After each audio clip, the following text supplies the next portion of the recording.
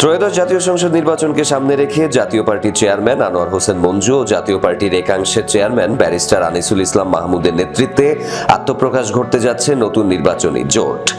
এই জোট সমমনা একাধিক দলকে যুক্ত করে জোটের কলেবর বাড়াতে চান নেতারা। সব দিক বিবেচনায় নিয়ে সেই আলোচনাও এগিয়ে নিয়েছেন তারা।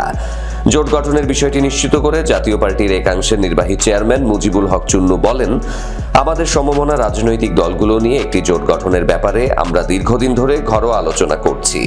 বিশেষ করে আগামী জাতীয় সংসদ নির্বাচন ও আগামীতে দেশে একটি সুস্থধারা রাজনীতিকে বিকশিত করার জন্য এই জোট গঠন করার উদ্যোগ নেওয়া হয়েছে।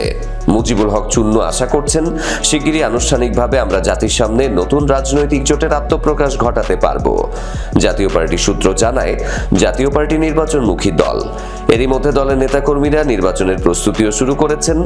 প্রশাসনিক নিরপেক্ষতা থাকলে নির্বাচনের লেভেল প্লেইং ফিল্ড নিশ্চিত হলে জাতীয় পার্টি নির্বাচনে অংশ নেবে।